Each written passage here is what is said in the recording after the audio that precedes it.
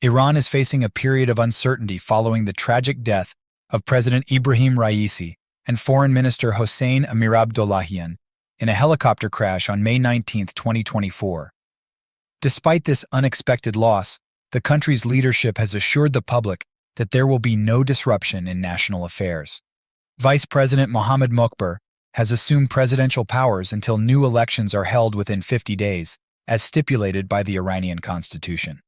Raisi, widely expected to secure re-election next year and considered a potential successor to Supreme Leader Ayatollah Ali Khamenei, leaves a significant void, especially concerning Khamenei's succession.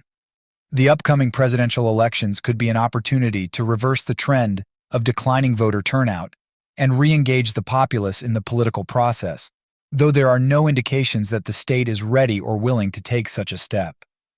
Iran's strategic policy of supporting the axis of resistance of political and military groups in the region is unlikely to change with Raisi's death. His passing is not predicted to disrupt Iranian policy or significantly alter the Islamic Republic in any substantial way. However, the Islamic Republic was shaken by an extraordinary wave of protests sparked by the death in custody of Mahsa Amini in 2022. Despite economic hardships, low voter turnout, and security concerns, the intricate power dynamics within the Iranian political system suggest that the transfer of power is unlikely to cause major disruption. The ruling class remains committed to maintaining stability and continuity in policies, focusing on selecting a successor aligned with the conservative establishment.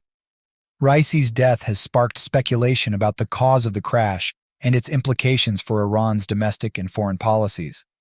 While the incident may not lead to significant immediate changes, it has exposed the regime to public discontent and highlighted the fragility of its authority. Nonetheless, Raisi's death is unlikely to significantly impact the tense relationship between the U.S. and Iran in the near term. The U.S. response has been muted, offering brief condolences while emphasizing support for the Iranian people's struggle for human rights, reflecting the delicate nature of U.S.-Iran relations strained since the 1979 Islamic Revolution. Iran's foreign policy is primarily shaped by the Supreme Leader and the Supreme National Security Council, not the President. Raisi's successor is expected to maintain Iran's overall foreign policy approach. Indirect talks between the U.S. and Iran regarding the Iran nuclear deal may be suspended until a new Iranian administration is in place, but the underlying positions are unlikely to change significantly. Iran's relationships with regional allies like Hamas, managed by the Islamic Revolutionary Guard Corps, IRGC, will continue regardless of the presidential leadership. The death of President Raisi also has the potential to impact the ongoing conflict in Gaza, given Iran's historical support for Hamas and its involvement in the region. Raisi's passing comes at a critical juncture, with heightened tensions between Israel and Iran, particularly in the context of escalating hostilities in Gaza, triggered by Hamas attacks on Israeli cities. Raisi, known for his tough stance in negotiations with the U.S. and efforts to seek relief from sanctions, could disrupt efforts to maintain peace in the region.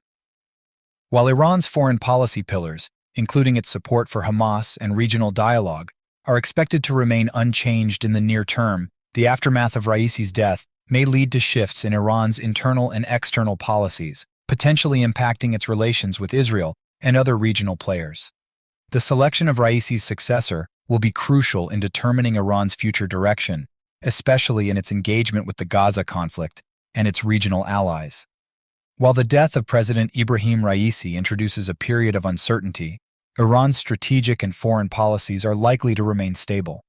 The intricate power dynamics and the conservative establishment's grip on power suggest continuity, although the event has exposed underlying vulnerabilities within the regime.